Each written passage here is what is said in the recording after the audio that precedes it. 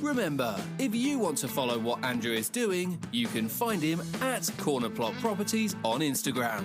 For now, let's get on with the show. Hello and welcome to this week's episode of the Property Doctor podcast with me, your host, Dr. Andrew Threadgold, and welcome to Liberty Stays Redcar. This is our super luxe accessible holiday property for people that might have wheelchair use or mobility issues, or anybody, whether you're able-bodied or not, that fancies coming to the most luxurious property in Redcar. Well, here it is. Really proud of this, but I'm dressed like this today because I've had to come over and set some garden furniture up with obviously the weather's changing now. So, but there we go.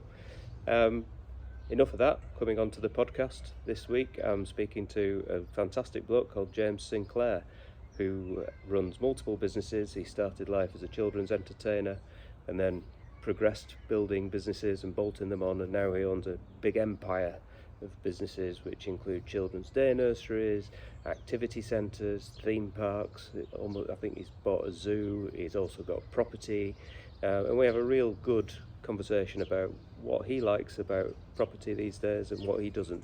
He's more specifically interested in commercial property now, and we'll get on to that as we talk to him. Speaking of the podcast, there's going to be a couple of weeks now break before another one comes out, because I've got a few meetings coming up over the next week or two with business sellers. So as you know, I'm in the middle of trying to buy some businesses. I've got 2 meetings in the next week that need preparing for, so something's got to give somewhere along the line, and unfortunately the podcast is going to go on the back burner for a couple of weeks whilst I see if I can get a deal with these businesses over the line. I'll let you know how I get on, because I'm sure people are watching and interested if someone can just pop out there and buy some businesses. The sectors, one is a logistics type company and the other is in the energy sector. That's all I can say at the minute, but I'm very much looking forward to the challenge, seeing if I can help these sellers exit their businesses and get on with their lives, and then hopefully start my own group of companies. But there we go, that's enough about me. Let's head over to me and James in the podcast, and I'll see you soon. Take care. Hi, and welcome to this week's episode of the Property Doctor podcast with me, your host, Dr. Andrew Threadgold. And this is it, ladies and gentlemen. This is the pinnacle of my podcasting career, as I've got one of my long-term YouTube favorite producers and content creators on the podcast. It's Mr. James Sinclair, an entrepreneur's entrepreneur from the Party Man Group. How are you doing, James? Yeah, it's good to be with you, Doctor. You could call me Andrew, but if you prefer calling me Doctor, then keep going. No, I've never been interviewed by a doctor before. Really? Other than for a rash. I've seen a few rashes in my time, I can assure I you. bet you have. You poor thing. So for those few who don't know you, well, like I feel like I know you a lot, but for the one or two out there that don't know you, could you give me just a little synopsis of how you've ended up in this position to be the person that you are today? Yeah, I'm a business person that has a number of businesses around London. We own a chain of day nurseries, a couple of outdoor attractions, make teddy bears, children's arts and crafts, ice cream, cakes, bakery products.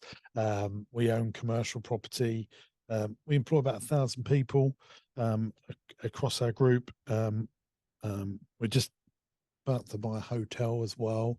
Wow. So we have this sort of mantra as a business that we're building brands that families love. And we've been doing it now for 2 decades. Wow. And you didn't start like that though, did you? Weren't you a children's entertainer at the beginning? Yeah. It's a continuation of the same business that's gone through many guises. So that same company that was the entertainment company still exists, but rather than going to other people's visitor attractions and providing entertainment, it's become its own visitor attraction, providing its own entertainment on site. And we have some cultural rules for our business. We're frugal on costs, so we can be generous on investment. We like buying businesses that I call folding into existing empire, but the professional term would be vertically integrated. Yeah. Yeah, and that's what we do, and we do as much stuff as we can in house. So yeah, we sell loads of ice cream. We make the ice cream. We sell loads of cakes and donuts and cookies. We make all that stuff. Yeah. This we is the make Rossi our brand own. that you bought, isn't it? Yeah, Rossi. Yeah, it's a 100-year-old business. Yeah, we make all our own signs, do our own marketing. Yeah, that's us. Yeah, it's like, as I've said, I've been following for the years over when you've been like documenting your progress on YouTube, and I think it's been absolutely fantastic. And I do like the stuff that you talk about, because would you say that entrepreneurs are wired differently to normal people? Like Well, in I think general? I'm wired differently to normal people. But yeah, I think there is a clear definition between maybe entrepreneurial people and business people. Mm-hmm. And I would say entrepreneurial people don't necessarily do it for money. They do it because they like building things Yep. and creating things, which is very different to a businessman. If I just wanted to make money, I would sell everything out and own a load of commercial property. I know how to do all that, but I'd be bloody bored and probably depressed. So yeah, I get a real kick out of bringing out a strawberry lemonade ice cream or a strawberry cheesecake ice cream, or or making or building a dinosaur park or a big adventure play area, or Yeah. we're refurbing a beach at Marsh Farm at the moment, a fake beach, and they're just a summary of the few of the things that I'm getting up to this week. Really? Right. Blooming heck. So what does a day in the life look like then at the minute? Is it not Check all out my sunshine YouTube and channel. Lamborghinis? Yeah, YouTube channel will document it all for you. There, no, there's no. I mean, they are just a series of meetings after meetings after meetings, and then making things happen. I spend probably more time on the marketing and customer generation or income generation ideas than operations. I dive into operations every now and then, say, I think that's a bit naff. We can do that better. But really, I believe in a philosophy called E plus M equals S, which is entrepreneurship plus management equals success. So my key job is to find really good management people and let them manage the business so that I can then go and grow the business. And I think the burnout for business owners that a lot of them find is when they're doing the growing and the operating, and you just can't do it. Some of the things that we were talking about before you come on air, like the burnout of being a doctor, and so many of your doctor colleagues finding that challenge. I think entrepreneurs, if they're focusing on, imagine you're a doctor and the way I would summarize it, if you've got to make the medicine, deliver the medicine, and be a nurse, you're doing all of the spheres. Like that's what a lot of business owners do. Yeah. They're doing the R&D of the medicine, and then they're doing we've got to prescribe that medicine, then we're doing the aftercare, you're doing, and then they're driving the flipping ambulance as well. You've got to have these clearly defined roles to be able to do the mind space well. And that's why, I mean, the best analogy I give it is like running a school. I'm sure if you've listened to my stuff, you can't be the teacher and the head teacher. You need to do, but both jobs so important. And if you merge the two together, you will burn out.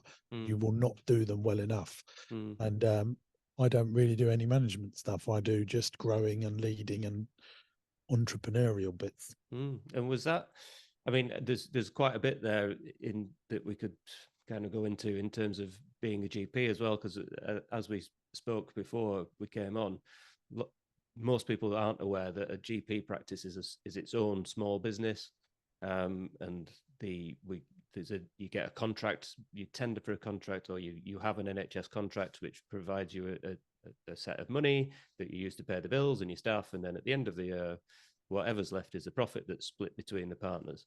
And most GPs, I don't think I'm out of order saying this, most GPs have absolutely no interest or clue about running a business, yet they have to run these little businesses that turn over anything from 500 to 5 million quid.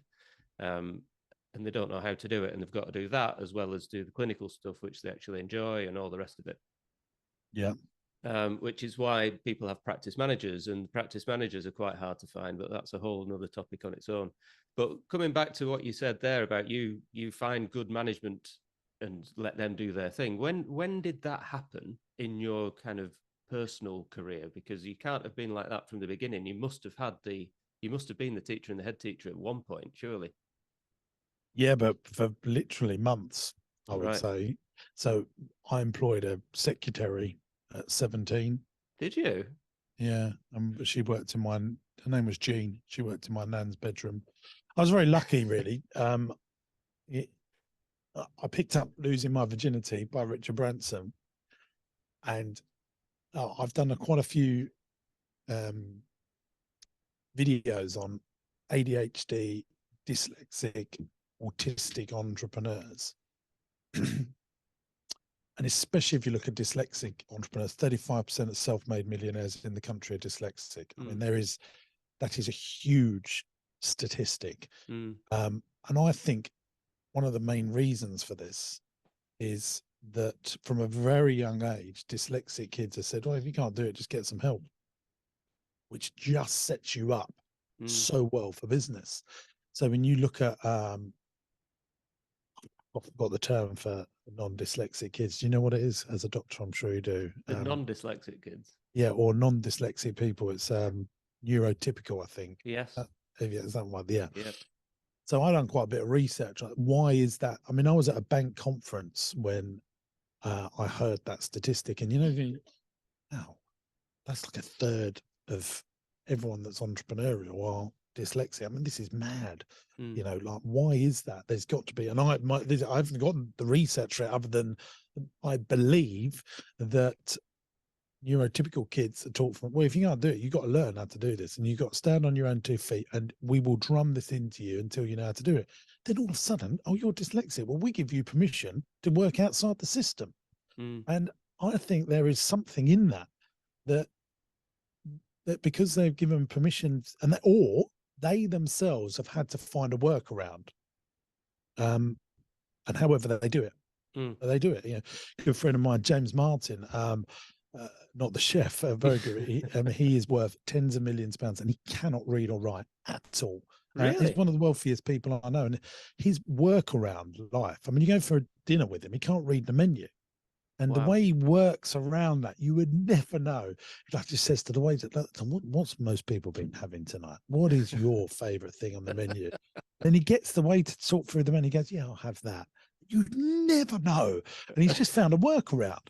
And I think that's, what happens to entrepreneurial people is that, well, we haven't got the money to do what we want to do. We'll find a workaround. Yeah. Or we haven't got the resources. Or we actually... I'm not very good at the admin or the organization or doing the books or doing the VAT return. I'll just have to get someone to do it. Otherwise, I can't be doing it. And so maybe a neurotypical person would go, well, we need to save up some money before we go and do that, because that's the right thing to do. But if you're trained from a very young age to find a workaround, that can be very resourceful for business. That's a fascinating way of thinking about it, because neurotypical people go through that traditional educational system where you're trained to think in a certain way, aren't you? And then the more kind of deeper you get into the education space, and then you go to A levels and then university, and then on from there, you become very narrow-minded in your problem-solving ability. And I think that's definitely something that I've seen coming out of medicine and into business, is that the way doctors think about something is completely different to the way entrepreneurs or business people think about.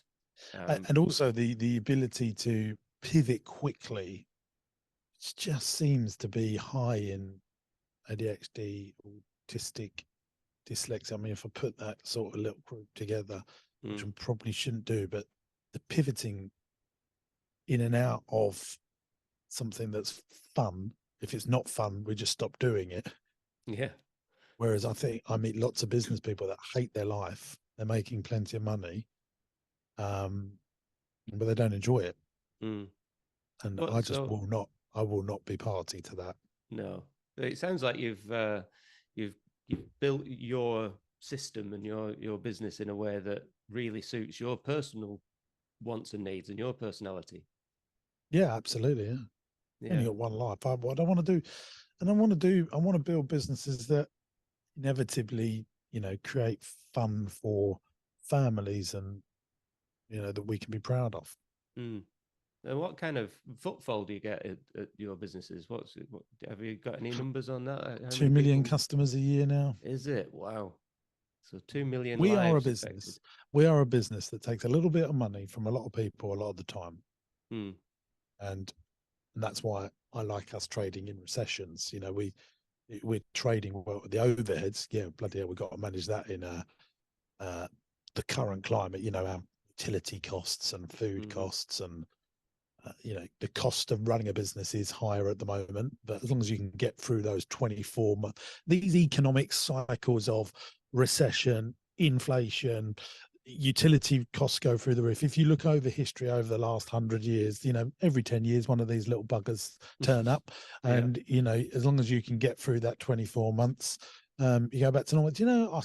I saw that. I went into BP this morning and all of these screens had been removed from COVID. I Yeah. was just like, that whole year or 2 years of just complete upheaval. We've all gone back to normal now. Yeah. It's like we forgot the screens in the supermarkets because everyone. I always say this about economies and people and life. We're like elastic bands, and so we get stretched at periods of economic cycles and hardship. But what we want as human beings is for that elastic band to go back to its original state, and that's just the way we're wired.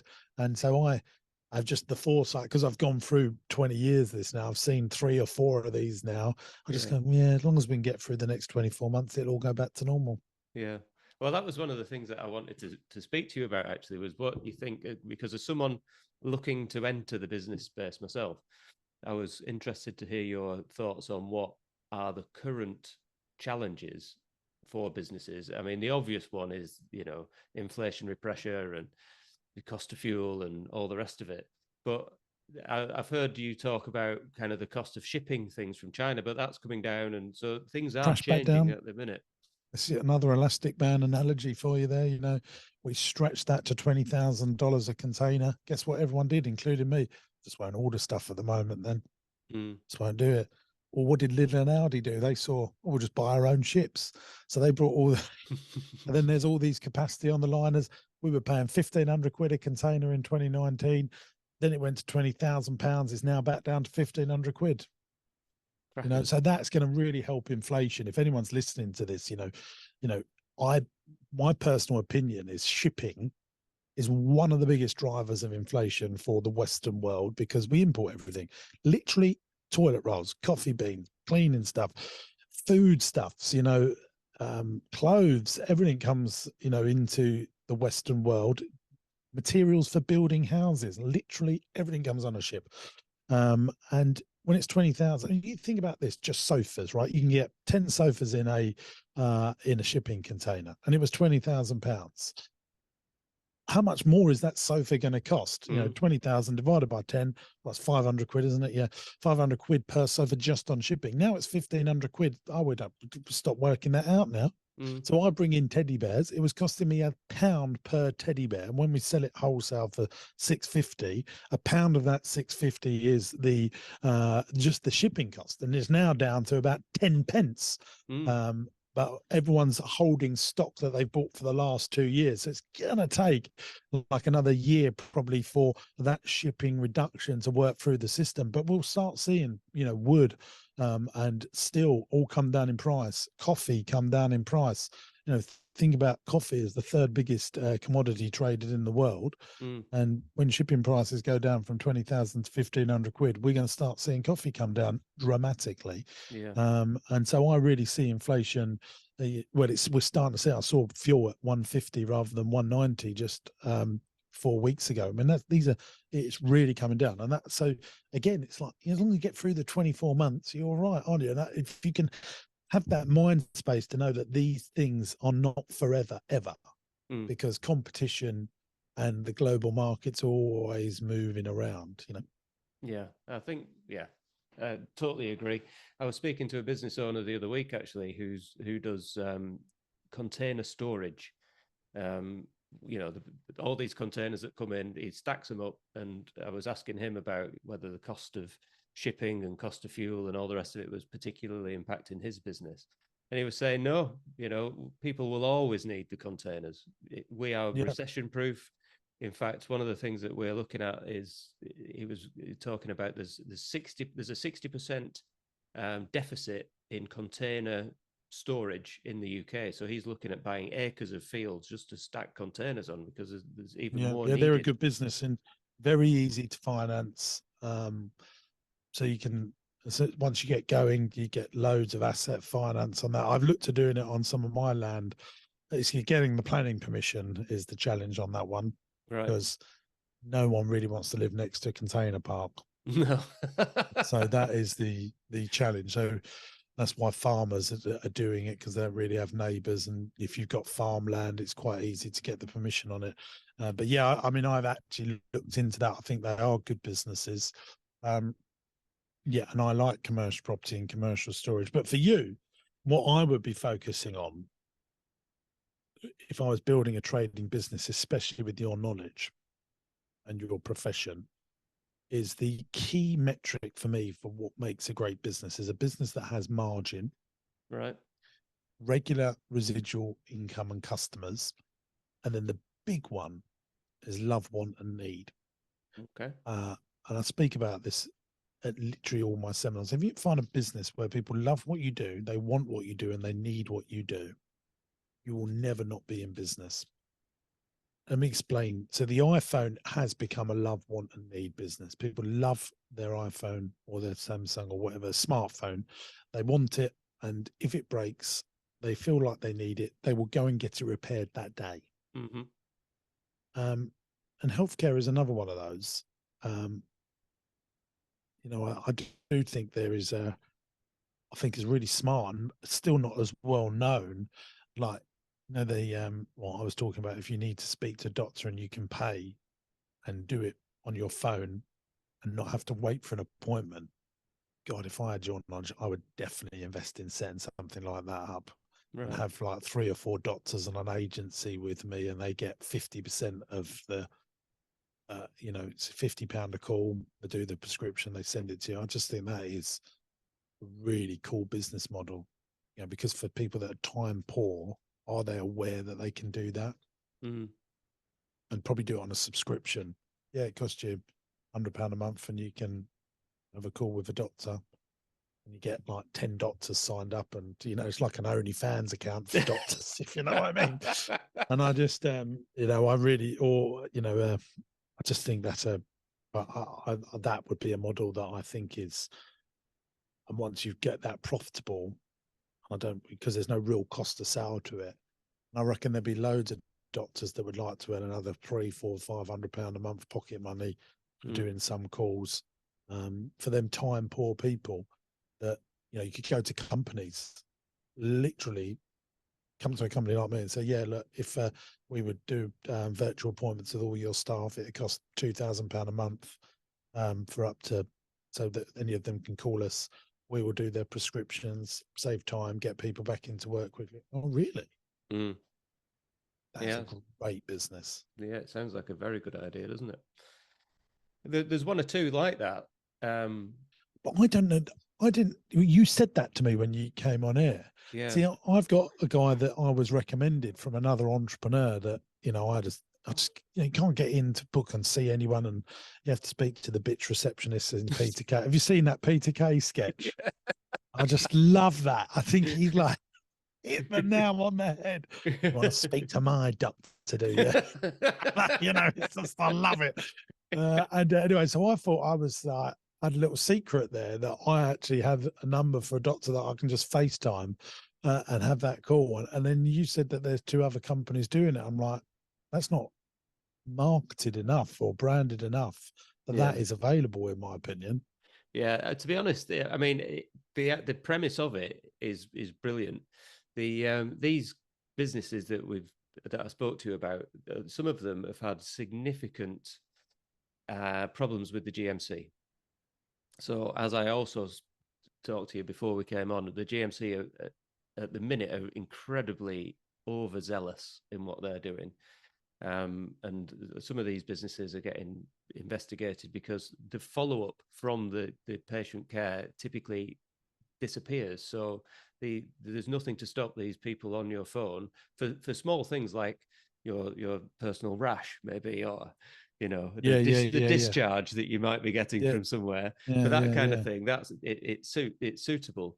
But if you've got something that's a chronic thing that needs follow-up that could turn nasty into a cancer, and then that person on your phone disappears, yeah, then there's no, so there's all sorts of regulatory things about it, yeah. and I mean, it's I know. I was just trying to par exemple play no, I know, and I something love that's it, a and love, want, and need business. I hate to be the person that thinks of a problem for Yeah, every solution, but yeah, but yeah. I'm No, just giving you an I idea of hear what's you. actually happened.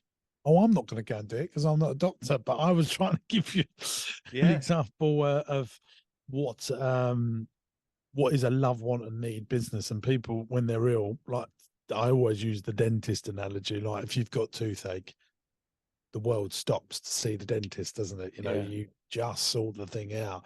I like the iPhone breaking, you just sort the thing out. And then, but usually with love, want, and need businesses, they can be to a degree commoditized. And so that's why you need to make sure you choose stuff with margin. So, for example, a supermarket is love, want, and need working to quite slim GPs, mm, but they get huge cash flow. You think of the average supermarket, like a Tesco and Sainsbury's of size, can do anywhere between 2.5 and 3.5 million per week per store. And then they're paying all their stuff on 100 days or 120 days if you're Tesco's and mm, stuff. And I don't know the exact numbers, but basically they're getting all the cash up front, paying it later. And then so they're getting slim margins, but turning billions of pounds. If you're doing, couple of million quid at the store and you got 1,000 of the things a yeah, week, yeah, that's a nice business to be in. But we saw, I sort of said to anyone, any business that done well through COVID and pandemic is, is a love, want, and need business, because the government said, well, these are the businesses that are allowed to stay open. Sainsbury's, yeah, Tesco's, yeah, Asda, they're allowed to stay open. And they just had the best time ever, didn't they? They were just loving life. yeah, yeah. Um, And for some and reason, B and healthcare. Q as well could stay open. I'm not Yeah, sure what yeah. that was about. Yeah, I mean, they're just amazing. Yeah, so and that's why our day nursery business stayed open and sailed through COVID. We had no issues there, and I see our childcare business, and that was my step into that. I looked at our portfolio of businesses, and probably another reason why I went into manufacturing food. I mean, so if I just rewind, I looked at our play centres and our outdoor attractions, and I thought, well, we were first to close. The Right. government just saw that as not essential, rightly so. But they said all your day nurseries can stay open. And I looked at food manufacturers and crucially entrepreneurial independent food manufacturers had their best time during COVID. They were, the rise of the independents. They were doing gifts in the post, and they actually are struggling a bit more now, those independents, because people have started going back out to restaurants and stuff. But the people have always got to eat, and they love Mm, to eat, and they want to eat, and they need to eat, and they want their children to be educated. They actually love their children going to a good school, good nursery. That's important to them, and I think health is also important to them. mm, mm. Yeah, and to be honest, that love, want, and need thing, that's why I'm at the minute concentrating more on kind of infrastructure type businesses that I'm Yeah, looking to acquire because they will but always be choose the wanted in the ones you said. Logistics, didn't you? yeah. Slim margins, very competitive. I know lots of people that have struggled with those types of businesses. Some of them only making 1, 2, 3% net profit. And just Mm, if you're at the beginning, in my opinion, of what am I going to do? Yeah, you want to choose something that's got a management team, over £1 million worth of revenue. It's love, want, and need. But if you're at that, before you've actually the shotgun's fired and you're making your decisions, choose something with a bit of margin in it. Because if you're an SME, and in my opinion, an SME is something up to 50 million quid's worth of turnover, most companies, margin's going to be your friend, mm, because you're going to be into competition with people like Eddie Stobart, unless you're doing specialized transport, like moving a boat or something like this. And I actually done some consultancy on a logistics company last year. I don't really do that anymore, but they really asked me to come in, and I knew the guy, and he's very entrepreneurial, and that was not easy, that business. Right. Okay. Lots of turnover, quite hard to make money because it's very, very competitive with people that have got big pockets, big infrastructure. And I think you only really make money with that with scale. Right. Okay. That's very interesting. And within that kind of logistics or the infrastructure, are there any that you've noticed, any niche areas that have got some margin? Yeah, but the ones that are moving specialized stuff. So you want to move a double-decker bus, you want to move a big boat or a bit of equipment, those are the ones that make money. Right. That's fascinating. If you're going to just be moving lorries, you're into competing with Knights of Old, Eddie Stobart, and all of those guys that have got pockets so deep it's unbelievable because they're backed by a big private equity and venture capital. But if you're an SME, which you will be in the beginning, and which is like 90% of businesses, margin is your friend. And you should choose businesses. You're blessed because you're making your decision on what to do, aren't you? Yeah. So you like the logistics because it's recession proof, it's regular, residual, repeatable customers. All that is brilliant stuff to think about. But let's just add margin in the mix, in my opinion. And I would be, especially if you like property, choosing businesses that operate from a commercial property that you can own, because that's very good for pension planning and building invisible wealth over time. Yeah, well, you're in front of me because one of the things that obviously this is the Property Doctor podcast, and my stock in trade is property. And I've heard you speak like a few years ago. You were quite into residential property, and an acquaintance of ours, Nathan Winch. I've seen you go up and down the country with Nathan and look for deals, and you've bought flats and multi-unit freehold blocks and all the rest of it. But of late, I've heard you talk about that's not really interesting you anymore. What you like is commercial, and especially being able to operate a business from it. So what's the crack with that? What is it about that you love so much? Well, the government have changed the rules on, first of all, residential property allowed me. Why did I do residential property? Number one, if I mucked up in my early years, my teens and early 20s of being an entrepreneur, saw that as a safety net. But that very quickly morphed into, you grow this equity, you can give it to the bank and then borrow money to build and grow businesses, which, as long as you get the business stuff right, is way better than property, and by a country mile. But then I also respect, and I do say to people, not everyone's entrepreneurial and business driven. And if you've got some cash and you just want to put it into property you're in a good job and you inherit some money or you do well and you've put your savings into, I do think that's better than putting it in the bank. But I always are giving my steer from an entrepreneur business owner point of view. Holding lots of residential property, you can definitely not generate as much as putting it into business and then into commercial property. There's a number of reasons why it's better. If you've got a commercial property tied to a trading business, and you need to get accountant's advice on this, is not tax advice, but usually the way I set it up is it's inheritance tax free. So it passes to the next generation. If it's attached to a trading business, IHT free. Now that's one massive advantage. Huge advantage that you don't get with residential property. When you acquire residential property, you pay a much higher rate of stamp duty compared to commercial property. And if you're buying a company that has got a commercial property within it, then you'll only pay share stamp duty, which is even cheaper. So, that's another key advantage. Then if you're so inclined, I don't put my commercial properties into pensions, but you can put commercial properties and trade them through pensions, which has a number of tax efficiencies. Again, speak to your tax advisor and accountant on this. I also find that the equity and capital growth in commercial property, through my own experience, is far greater. The yields, this is the way we measure the rental yields on my commercial property investments, outweigh and outstrip my residential property investments by a country mile. Now, that said, I did buy a block of flats last year in the South End because it was a company, the stamp duty was low. My rule on rental returns were there. I always say if you can't get 10% rent on total capital deployed, whether that's my money, the bank's money, or a mixture of both, then I wouldn't do it. Mm-hmm. So if I was buying something for £1 million, it's got to generate £100,000 a year rent. So that there we go. And one of the other things is to get this tax thing called capital allowances on commercial property, which are just fantastic, which again don't exist on residential property.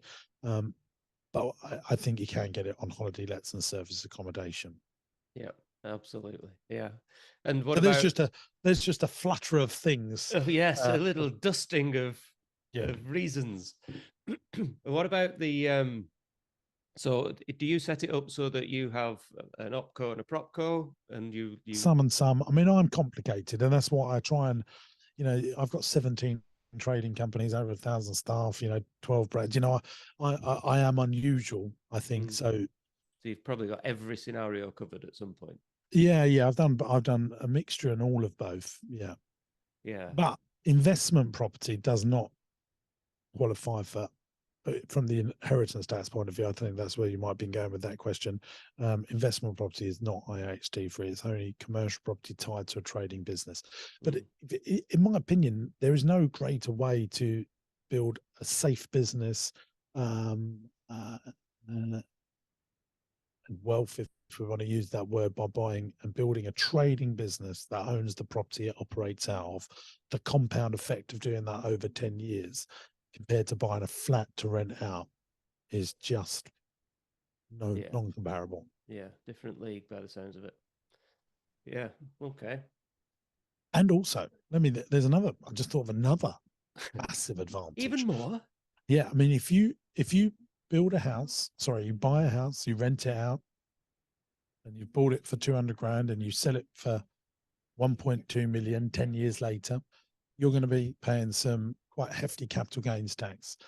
You start a business and you have a property in it and you sell it for 1.2 million and you've never sold a business before, you'll pay 10% tax on the first £1 million and then 20% on the following 200,000. And if you have sold businesses before, it'd be 20% on all of it. That again is another huge advantage. Absolutely. Yeah. And plus, everyone hates another thing as well. I'm on a roll here now. You do, yeah. I'm not going to stop you. The government will just keep on and on picking on private buy-to-let landlords, and it will just become less and less and less and less and less attractive, in my opinion. Because every budget, there seems to be another thing that they've got the ump on. Well, it's fashionable. It's a vote winner, isn't it? These greedy landlords, and and you only need to look at what's happening now. The shortage of rental stock, rents are rising, even rent caps in places for landlords are just going to, well, if we can't get a yield out of this property, then I'm not doing it. It's not a charity. So they're all disappearing, and it's just, it's a problem of their own creation, really. Yeah. Yeah. And one thing that I always think about when I watch your stuff, and I think you might have mentioned it a couple of times, just like briefly, is the mindset of what you do. And certainly I've got a small experience of it from my last episode on here was about bridging finance. And I had one experience where I came to the end of a bridge. Things outside of my control meant that the refinance didn't drop. It was to do with the land registry delay. And then you've got that whole thing about, negotiating with a bridging lender on what you can do. Otherwise, they charge you exorbitant interest, or who knows what, because you've gone past the term on the bridge. So as entrepreneurs and as business people and all the rest of it, we have to deal with things and risk and pressures and personal guarantees and all this lot in order to leverage to grow. And that is not for everybody. Do you still experience these things about the risk that you have to take sometimes, or have you got past that position, or do you ever get past it? I'm so far in now. I mean, I don't know, 9.5 million quid we owe, I think, but it's all on commercial property. No, I don't. No, because I have the mindset that I want, as long as you know how to get customers and you're not relying on more than 10% of your turnover coming from one person. That's one of the biggest dangers. And I've seen so many people just literally rely on one big customer, Right. no, or one big revenue stream. The client quantum. Yeah. Then they always say the same thing. Oh, they'll never leave us. Then that person sells the business and the new owner goes, yeah, I want to do this differently now. And I've seen that happen a couple of times. Or they sell out to a private equity company, and there's a change of ownership because, unfortunately, no one lives forever. So, it all does come to an end at some point, and all that business goes into trouble itself and goes bust. And then just all these things. And I always tell people that never have more than 10% of your revenue from one person. And we don't have that. And every day we're a cash flow business. So every day cash is coming in. Now, some days 500,000 might come in. Another day only 20,000 might come in, but every day some cash is coming in. So, all those things, calm my nerves on that stuff. And then I look, every quarter we service, 450 grand's worth of capital. So, you think, oh, well, after a year, a load of it's gone and you're a bit bigger and you're growing, and every year you get more establishment and you hopefully find some good people to help you. Yeah, fascinating. I think because relatively, we're microscopic compared to you, it's the risk feels real, but we've got cash flow from our existing operations that more than covers it, so it's not a problem. It's just, it had me thinking about the risk tolerance of entrepreneurs compared to the normal working man who goes to work, gets a paycheck, goes home, never really needs to think about it. But the risk for me would be putting money in something I don't understand. Like, still to this day, I've never ever bought any stocks. Right. I've never even bought anything like Google stock, Disney stock. I just thought, don't know what I'm doing here. Yeah. Not sure. Yeah, it's an interesting what you say I didn't about buy one single cryptocurrency or these NFTs or anything, and everyone was talking about that, weren't they? I just thought, no, too risky for me. Yeah. Then £2 million commercial property loan. I just do that with my eyes closed. But yeah, no, anything that I don't understand, I'm just, whoa, it's not for me. Yeah, but I understand you don't need an in-depth working knowledge. You need to appreciate and be able to just get your head around it. I mean, because I don't think anybody can understand NFTs or anything like that. No, but I think I could sit with anyone on property or, leisure attractions or all the stuff that we do, and I don't think there'd be many people that would tell me something I don't know. I'm sure, yeah. I'd know 85% of it. But I would not even, I know that I sort of know you get a Vanguard account and you could buy some stuff. I know loads of people have made loads of money from trading stocks, but it just doesn't. Then that's why I know that it doesn't really drive me. That because I wouldn't enjoy it. Yeah, it wouldn't have been us. That I just want to do stuff to be able to give us the resources to build the stuff that that allows our team to prosper and the business to prosper, rather than doing stuff that is solely driven by money. Yeah. Interesting that you mentioned the client quantum, or where more than 10% of your revenue comes from one source. I'm talking to a business at the minute who have specialist fulfillment, so things like pharmaceuticals, which is what interested me about it. And they've got a great GP, 81% GP on their turnover, but it nets down to next to nothing because they lease premises. And when you look at it, about 50% of their stuff comes from one particular contract. And that just really fills me with dread, thinking that, if the existing owners disappear and I'm holding on, then that company goes with them, then there's no business. You know what I mean? I mean, that would be in a business. Is a pharmacy just like a dispensing pharmacy attached to a doctor's? It's in logistics. It's Oh, supplying yeah, and the that would worry me. warehousing and Talk about can't you own a pharmacy? You'd easily get a mortgage on that, probably no money down because you're a doctor. I mean, if you walked into Lloyd's, and just put this here, you go into Lloyd's, they love healthcare businesses, and you say, I'm a doctor, there's a pharmacy for sale. I reckon they would near enough give you all the money. right.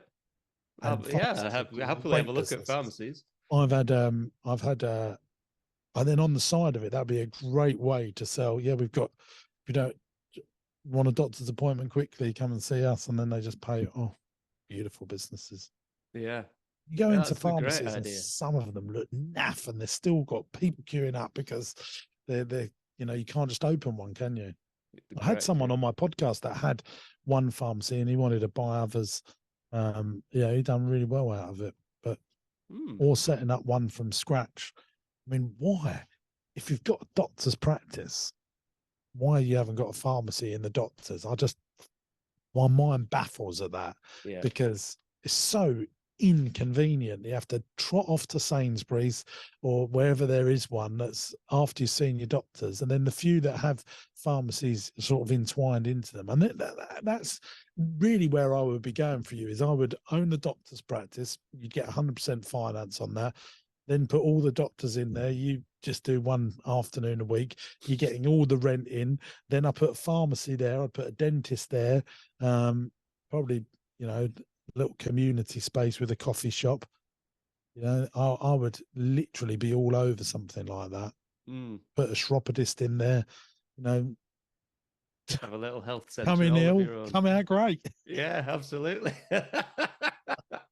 Well, I'll give you a little insight there. So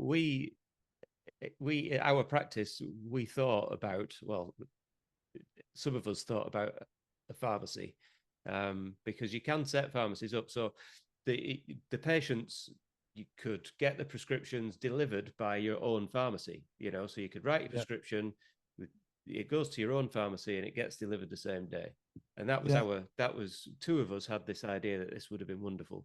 And then everyone had an argument about it. And then everybody had an argument. Everybody else thought it was too risky. Nobody really understands what it takes to start or run a business. They only want to see patients and they don't want to be bothered about anything else. And then it didn't happen. So that's what I said. Why can't you just be one partner running it and get all the doctors employed, and then there's not a democracy over every decision? Well, because it's hard enough getting doctors in the first place. That's the number one problem. But yeah, and the GMC don't like single-handed partners either. We just have. But there must be a work around that. There must be. You're right. There probably is. And they're the things in the healthcare profession is what banks just love. Literally all of them. I'm a doctor and I want to buy it for healthcare and profession. Like they're literally. It's up their top thing that they want to lend money to. Really? At the best possible terms. Right. Just if you want to get a mortgage, a commercial mortgage on a doctor's surgery, I'm sure you can probably get 100% finance, but you probably only have to put 10% deposit in. And think about the compounding effect of after 10 years if you've owned that. You was paying it in rent anyway. Well, the thing about the rent is ridiculous. So my current practice is based in a building that's on top of a shopping centre, believe it or not. And the building is owned by NHS Property Services, which is owned by the government. And the way that it works is that our rent is something like £300,000 a year on a practice that has 10 rooms. That's it. So why aren't we sorting that out? I mean, that's the first thing you need to do, isn't it? Well, you go and buy a building, move the doctor's practice, and they all pay you the 300 grand. Yeah, you have to be allowed by the government to get out of your practice and into your own.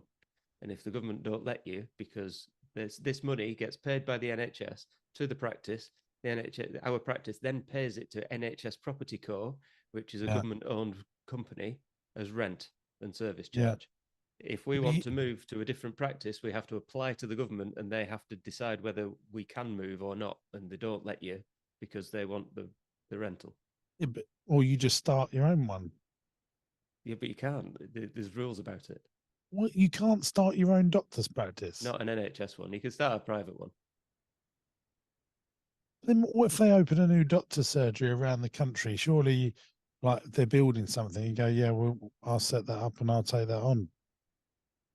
There's got to be a needs assessment done by the local health board. I mean, come on. You're the man to sort this out. I mean, 300 grand for 10 rooms. That's a joke. It's ridiculous. Which is why when you do find somewhere that you can get allowed to build one, you can build your own and then you sell it to Virgin Care or whoever, and they own the building. They pay you out massively because you're getting a commercial valuation on it based on the rent that the NHS pay. So there's your business. There's a great property business, is building health centres, getting you the district value around from the NHS who comes and says, yes, 500 grand a year rent on this small commercial building. And then you sell it on a yield basis to the private like Virgin or whoever. So because I read about Virgin Care or Virgin Healthcare that's a non-for-profit organisation. Is that right? Well, that's what I heard. Is that not true? Well, I've never. I reckon the trading part is non-for-profit, but the property part is probably for profit. Yeah, I would imagine so. They're all at it. All these zoos, you know, all zoos that are coming up with this. We become a charity, and so they turned it into charity. They don't pay VAT, don't pay business rates. But what happened is the landowner of the zoo has just set it into a propco opco. So he's now charging his zoo £1.5 million a year rent. The operating company doesn't have business rates or VAT anymore and just pays the £1.5 million a year rent. And now everyone's giving them loads of charitable donations because they become a charity. And then he's now sitting there, some fat landlord, without any of the operational risks of running a business anymore, and gets all the benefits of being a charity. Wow. And there's so many zoos in the UK that have done that. Is that right? Yeah. And I reckon that's a similar sort of thing that's happening with these. Yeah, the trading is non-for-profit. And then they're paying £500,000 a year rent on a building that if it was on the open market would probably only be 50 grand a year rent. Yeah. And it's just, it gives them, it's a creative way of disguising what's actually going on, isn't it? Yeah. I mean, the whole healthcare rent is ridiculous. Our building, really, if it was rented out to Joe Blogg's DIY shop, wouldn't be more than 25 grand a year. Max. Just disgusting, isn't it? Yeah. And the money, I mean, we don't actually benefit from because the NHS pays your rent because you're an NHS contract. So we have to be operational. So the NHS pays the rent and then it gives it to NHS Propco. And it's a whole cartel, and the Propco can decide what the service charge is. So last year they wanted to put our service charge from 80 grand up to 120 grand. You know, it's the whole thing sucks, really. No, well, my sister is quite high up in the NHS. She's a director in London, right, at one of the hospitals. She looks after all the surgeons and consultants, and story she tells me drives me, because when you're used to running a business, the frugality that you have to have, as you know, it's like you're in your DNA, and you're like, what? Yeah. Like, what? They're $500,000 when it should be 25 grand. You're just like, what is going on here? Yeah, you know, and yeah, there's a bit of a scandal there. I think somebody should do an expose on it, I think. Yeah. Well, look, anything else that you've got to ask? I've really loved talking to you. Thank you very much. I've really loved talking to you as well. So there's nothing really. I think I'm spent now after 40 minutes or so with you. So where can people find you if they don't already know? Well, I run a podcast called The Business Broadcast.